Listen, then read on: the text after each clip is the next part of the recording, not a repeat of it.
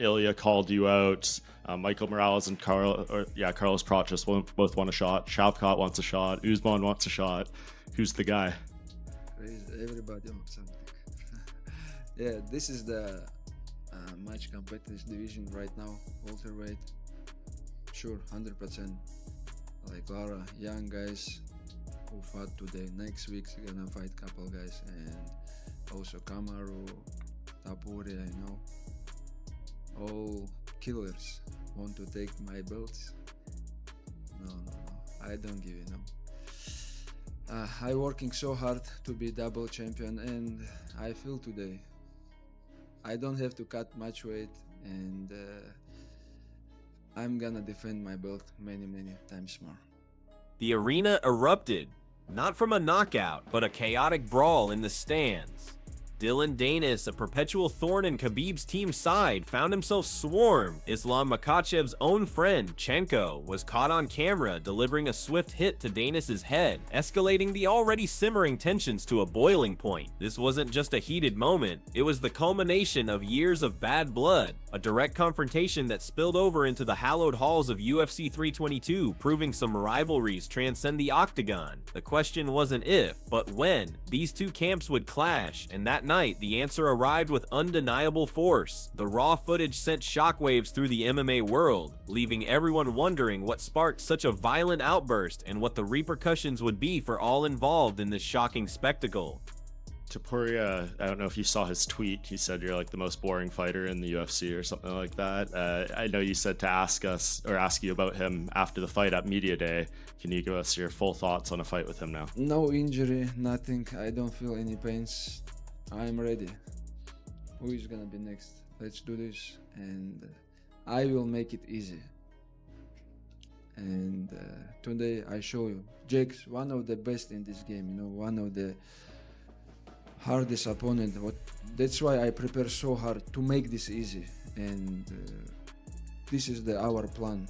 And I did exactly. He defends. I try to do some chokes, try to make Kimura, but he defends very well. But I make this easy because I training so hard.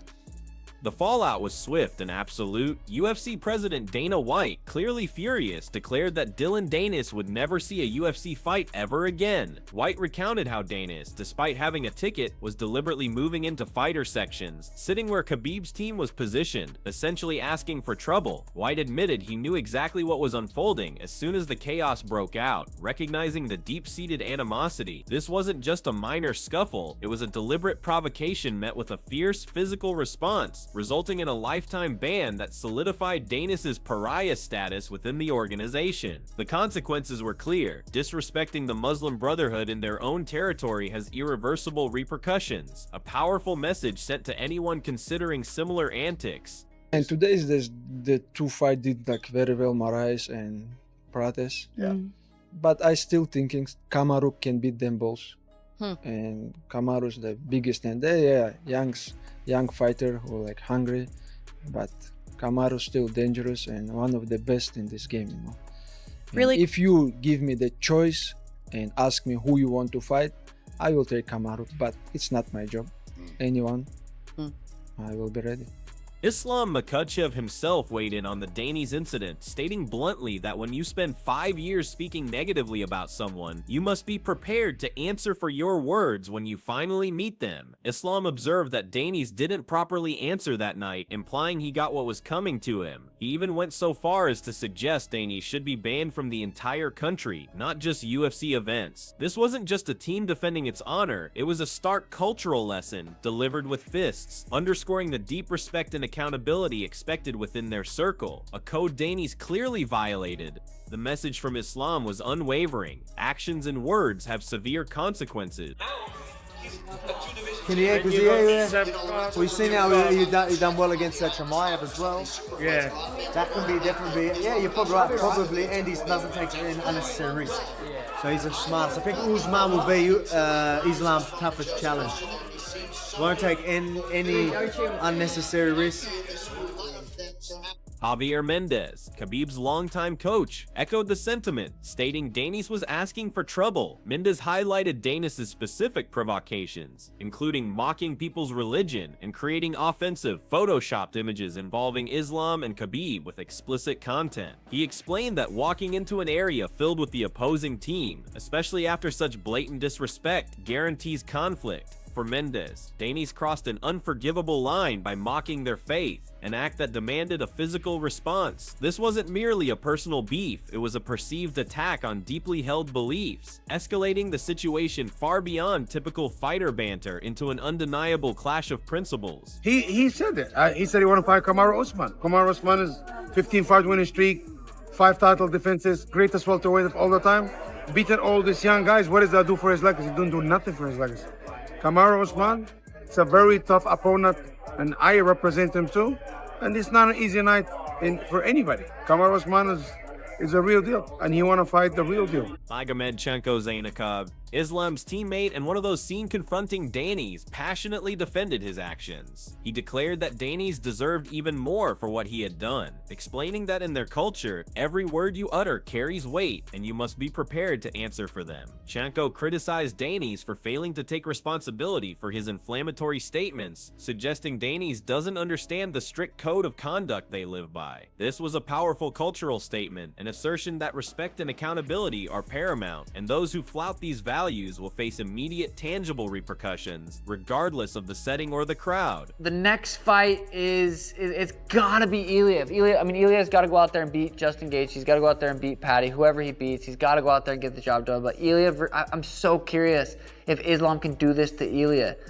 Ilia, he matches that skill set, and I just feel like it would be a lot closer of a fight than Jack versus Islam was. That's the fight you have to make. That's the fight they should have made this time, but they didn't. But that's okay. Islam got the job done. Ilia, it's like even if he's going against Patty, it's like I don't know who I got. I want to see Ilia win his next fight just so we can see Islam versus Ilia. That would be the biggest, most skillful fight of all time, and it would be honestly hard to beat. Shifting from the explosive brawl, Islam Makhachev himself delivered a thumping, one-sided win over JDM at UFC 322, finally fulfilling his dream of becoming a two-weight division champion. Jack Della Maddalena had no answer for Islam's grappling and skills, making it a dominant display of control and precision. This victory wasn't just a belt, it was the culmination of relentless hard work, solidifying Islam's status as one of the sport's pound-for-pound elite. The ease with which he dismantled a formidable opponent left no doubt about his mastery, sparking immediate speculation about his next challenge and his ambitious plans to dominate two divisions simultaneously. In that division. Yeah, we haven't really seen Ilia get tested in the grappling. Bryce Mitchell is a very high-level grappler, and Ilia handled that. Ilia's skill set is so high. They're both 10 out of 10s in MMA. Rare, John Jones, 10 out of 10. Rare, there's a couple people in MMA that have that skill set that can do everything. Strike, wrestle, jiu-jitsu. Both those guys have it. So I don't know. I mean, in that sense, maybe size does come in. Maybe size does matter. Israel Adesanya, the former middleweight king, weighed in on Islam's dominant performance, marveling at the clear skill gap. He noted that Islam was consistently 2 or 3 steps ahead throughout the entire fight, anticipating every move and controlling every exchange with chilling ease. Adesanya emphasized that Islam's calculated approach left JDM no room for error, as Makhachev was always ready to capitalize on the slightest mistake. This wasn't just a win, it was a strategic masterclass, a testament to Islam's exceptional fight IQ and flawless execution, demonstrating a level of foresight that few in the sport can match, truly showcasing a fighter operating on another level. Beating Topuria. I didn't think Islam was going to be able to, I didn't think Islam is small for 170. I've seen him in person. I've trained with him. He's a big fucking dude. And who would Islam fight next at 170? You know what? I think Islam is destined for, he should fight Ilia Topuria at the White House. If he beats Ilia Topuria, he retires. Islam has plenty of money, right? Go out on your shield like Khabib did. A lot of people in MMA don't want to see that, but in mixed martial arts, us athletes, we stay too long at the party. There's no reason for an athlete to continue to come into the head and all that stuff. If I was him, fight Ilia Topuria at the White House, you beat Ilia Topuria, walk away. I'm sure he made another one. That shit probably goes as far as fucking Russia, so there's no point for him to keep on fighting. However, not everyone was impressed with JDM's showing. Ian Gary launched a scathing criticism, labeling Jack Della Maddalena's performance as one of the weakest title defenses in UFC history. Gary went further, claiming JDM's preparation looked non-existent, suggesting a lack of readiness for Islam's formidable style. In a live reaction, Gary admitted he hadn't expected such a one-sided affair, observing JDM appeared unwilling to continue, even telling his coach to throw in the towel. This brutal assessment highlighted the perceived disparity in readiness and skill, casting a shadow on JDM's performance and fueling speculation about the quality of his camp leading into the high-stakes title fight. So all for me is just like, let's see what's happening now with Islam, because is Ilia gonna stick to his word and say he's gonna move up, or is he gonna stick to his other word and say he's gonna fight me next? We don't know what's happening, do we? You never know. Could end up fighting Ilia, could end up finally fighting Justin Gaethje. I thought it was going to be in Abu Dhabi, but no one knows what's happening, do they, until Islam decides what he's doing, because I know Ilia's saying he wants to fight him, but I'll be fighting early next year, no matter who it is. I'll have an opponent. I'll definitely be fighting early next year, so... With his new double champ status, the question immediately turned to Islam's next opponent. Makhachev acknowledges a competitive welterweight division, with many top fighters eager to challenge him. He reaffirmed his focus on being a double champion, feeling strong without cutting much weight, and plans to defend his new title many times. Names like Michael Morales, Carlos Praise, Shavkat, and even Kamaru Usman are all in the mix, presenting a tantalizing array of potential clashes. This ambition isn't just about holding belts. It's about cementing a legacy, proving he can dominate across weight classes, and establishing an era of unparalleled championship reign.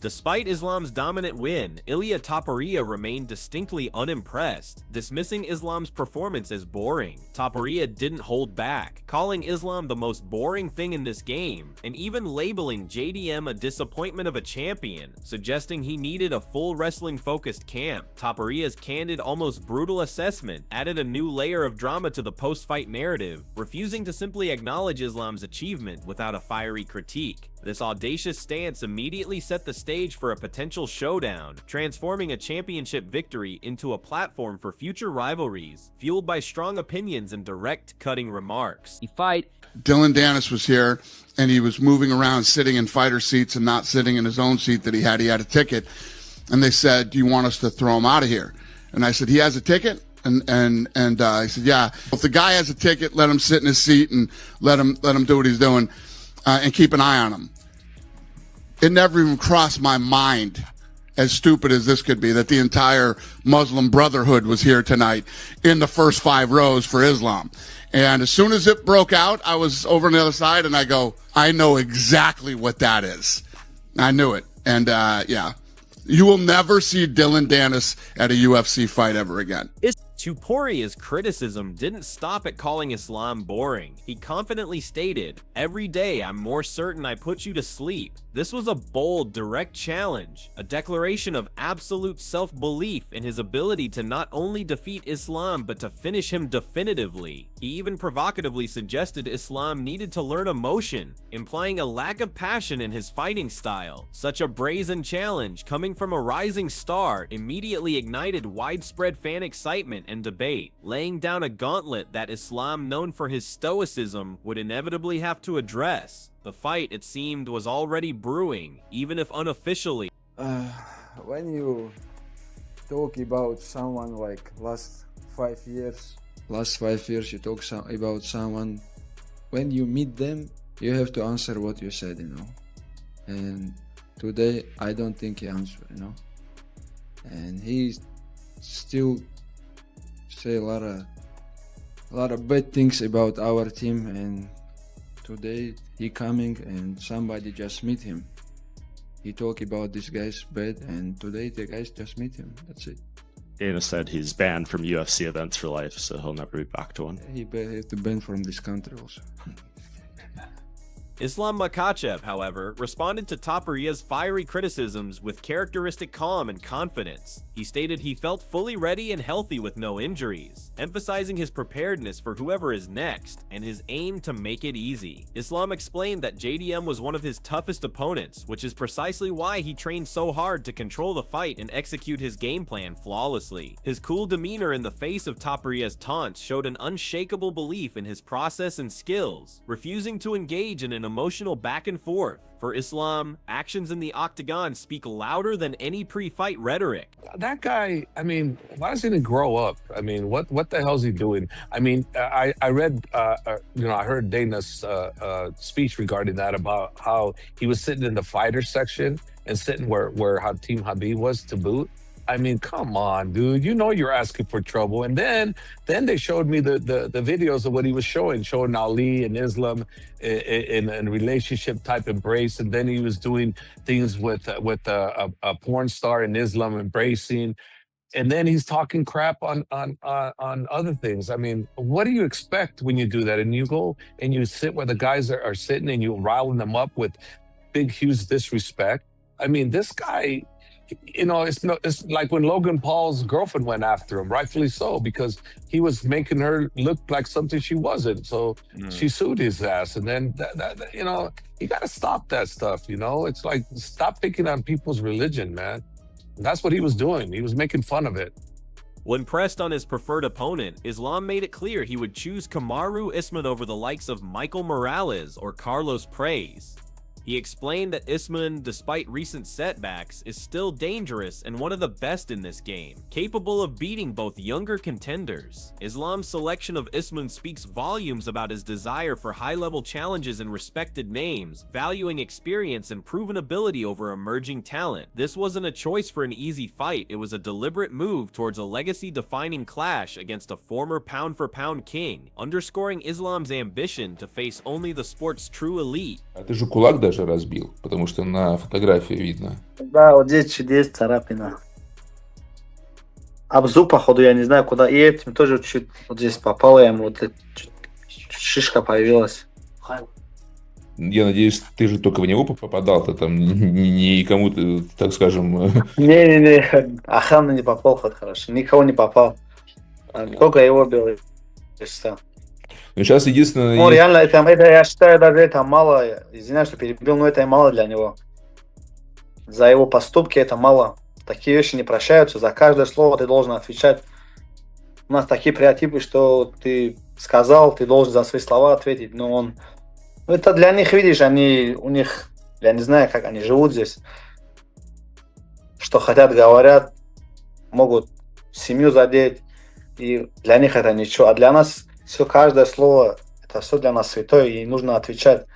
Supporting Islam's choice, Alexander Volkanovski believes Kamaru Usman would indeed be Makhachev's toughest opponent at welterweight. Volkanovski noted Usman's intelligence, pointing out his strong performances against top fighters like Khamzat Shaimov and his knack for avoiding unnecessary risks. This strategic approach, according to Volkanovski, makes Usman an incredibly difficult challenge for anyone, including Islam. Ali Abdelaziz, Islam's manager, further confirmed Islam's desire to fight Usman, describing him as a very tough and legitimate fighter who presents a significant challenge for anyone in the division. The consensus among these experts was clear: Usman is the real deal. Jake still young, he's 28, Some of them just beginning fighting the top level 28. That's why I know he's come back. He gonna improve his wrestling and he have one of the best striking. He gonna come back soon and he gonna be one of the best in this game. However, Mike Heck completely dismissed the idea of Islam fighting Kamaru Usman, calling it ridiculous. After UFC 3D22, Heck felt the matchup was egregious even before the event, now seeing it as completely unreasonable. In his view, Islam versus Michael Morales is one of the most compelling options the UFC can book, while Usman absolutely needs another win before entering any title discussion. Heck's strong counter-argument highlighted a clear division in opinion within the MMA community, questioning the logic of immediate title shots for fighters who haven't earned their way back to contention, proposing a more merit-based approach for the welterweight hierarchy. This is sure not just my victory. This whole team, you know, hard work all life to become one of the biggest name in this sport, you know. So happy to make them proud, make them happy, you know. This is victory for my team, for my family, for my republic, for my country, you know. This is the first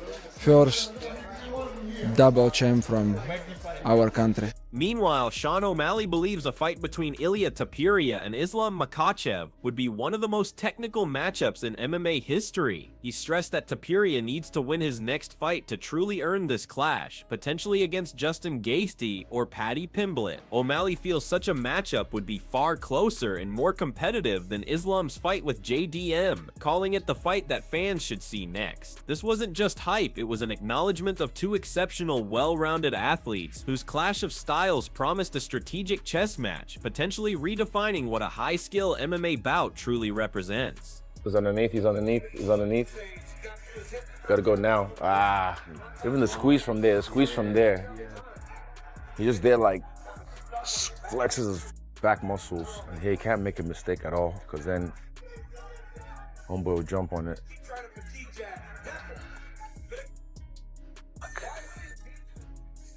Impressive, but still, just it's impressive how Islam was able to still find the way, be like 2 steps, 3 steps ahead.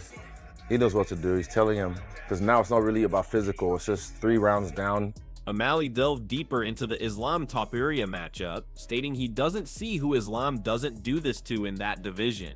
He acknowledged Topuria's high-level grappling defense against Bryce Mitchell, but noted Ilia hasn't been truly tested against an elite grappler like Islam. O'Malley praised both fighters as 10 out of 10 in MMA, possessing rare skill sets akin to John Jones excelling in striking, wrestling, and jiu-jitsu. He pondered if size might play a role, but ultimately saw both as incredibly elite and well-rounded, making their potential clash a contest of near-perfect martial artists, a true test of who possesses the superior all-around game. This is where the fight starts. Can he stay down or can he get back up? I did not think this was going to be as easy as it is. Now it's just a question of, is Jack going to break? 3 rounds of domination by Islam so far. Jack doesn't look like he knows how to fight. This is a great night for me. Islam's going to win. I want that fight. Jack loses. Leon gets sparked. The only way this gets better is if Jack's nose goes the other side of his face. Look at the face of that man. He's the champion right now. Look at that. Broken. He clearly doesn't want to fight, coach. Throw the towel and look at him. He's about to cry. Grab his leg, take him down, and that's the fight guaranteed, Islam. Hey, done. Game over. See you later. I'm going home. Take care. Jack Della Maddalena versus Carlos Patches. That's what's next. And me and Islam. In a surprising twist, Demetrius Johnson, a legend of the sport, suggested Islam Makhachev should fight Ilia Topuria at welterweight and then retire at the peak of his career, mirroring Khabib Nurmagomedov. Johnson noted Islam is a big fucking dude for 70 pounds and has already achieved financial security. He added that fighters often stay too long at the top, suffering unnecessary damage, and Islam should seize the opportunity to leave on a high note after beating Topuria. This audacious advice from a respected voice ignited debate about the longevity of careers versus strategic legacy-defining exits, a rare perspective in a sport that often demands more. Adam Caterall and Arnold Billy Allen emphatically agreed with the sentiment that Ilia Topuria is Islam Makhachev's true super fight, regardless of weight class, while acknowledging several intriguing welterweight challenges like Shavkat, Gary, Prates, and Morales. They both stressed that Ilia versus Islam at whatever weight for whatever belts is unequivocally the fight to make next. This consensus among prominent voices underscored the immense fan appeal and competitive intrigue of this particular matchup, elevating it above all other potential contenders. The narrative was clear. Forget the rest. This is the one everybody truly wants to see unfold.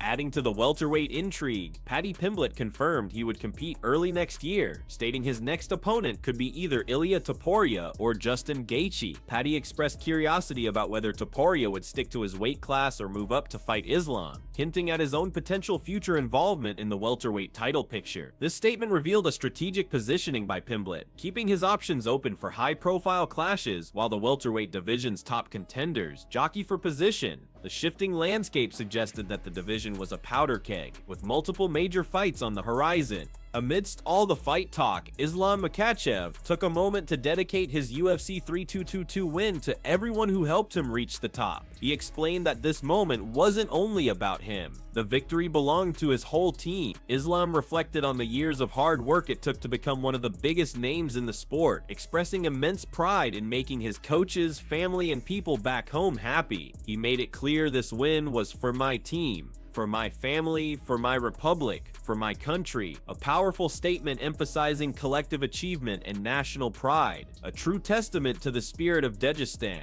Islam then shared a positive outlook on Jack Della Maddalena's future. Despite their one-sided encounter, he asserted that Jack is still young at 28, a common age for fighters to just begin reaching the top level. Islam believes JDM will come back, improve his wrestling, and possessing one of the best striking in the game, will soon be one of the best in the sport. This gracious show of respect from the champion highlights Islam's class, acknowledging the potential of his opponent even in defeat, offering encouragement that transcends competitive rivalry and speaks to the spirit of martial arts. From brutal brawls to bold challenges and profound dedications, Islam Makhachev's UFC 3222 victory transcended mere sport. It ignited a firestorm of controversy, solidified his legacy, and reshaped the landscape of two divisions. The question remains, who truly stands in the path of this Dagestani double champion? And will anyone be able to halt his seemingly unstoppable reign as he carves his name deeper into the annals of MMA history? The next chapter promises to be even more explosive, as the world watches Islam navigate a treacherous path towards ultimate dominance.